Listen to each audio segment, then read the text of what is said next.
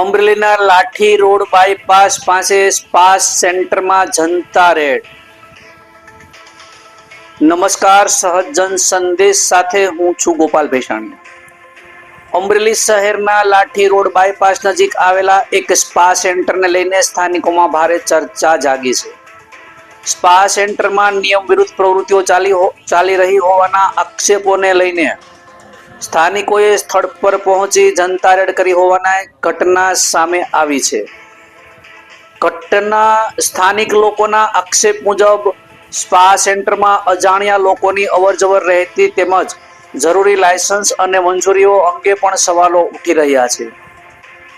Spa સેન્ટરનું ભાડા કરારનું સરનામું અને વાસ્તવિક વ્યવસાય સ્થળ અલગ હોવાના આક્ષેપો પણ સ્થાનિકો દ્વારા કરવામાં આવી રહ્યા છે।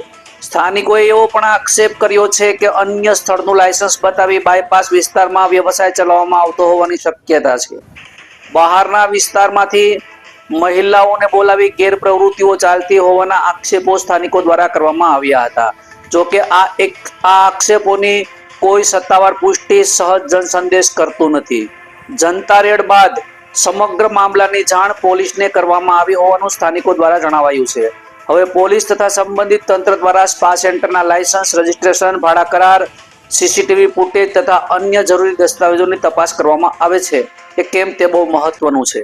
સ્પા સેન્ટર અને સ્પા ચાલકને કેમેરા સામે આક્ષેપો અંગે પૂછવામાં આવતા તેમણે પોતાના તરફથી જવાબ આપ્યો હતો। સમગ્ર મામલે સત્તાવાર તપાસ બાદ જ હકીકત સ્પષ્ટ થશે।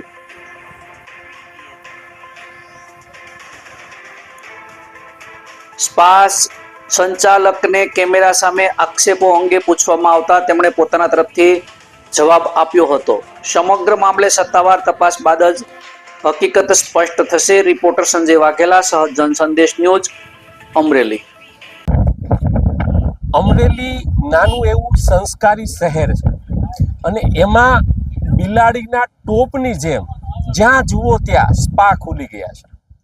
સ્પા ચલાવવા માટેના અમુક નોર્મ્સ હોય, નિયમો હોય, જેનો ઉલાળ્યો કરીને અમરેલી શહેરમાં એવા અનેક સ્પાઓ ખુલ્યા છે કે જ્યાં સ્પાની આડમાં ગોરખ ધંધા તો નથી ચાલતા, આ સવાલો ઉઠ્યા છે। પોલીસ વેરિફિકેશન વગર સ્ટાફ અહીંયા પણ ચેકિંગ દરમિયાન સવારમાં આવે, સાંજે વહી જાય, તો એક પ્રકારનું સ્પાની આડમાં કૂટણખાના તો નથી ચાલી રહ્યા ને? આવા સવાલો ઉઠી રહ્યા છે।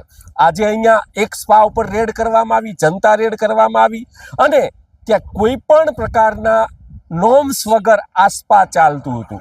તો આવા તો અનેક સ્પા અમરેલી શહેરમાં દરેક જગ્યાએ ફૂટી નીકળ્યા છે।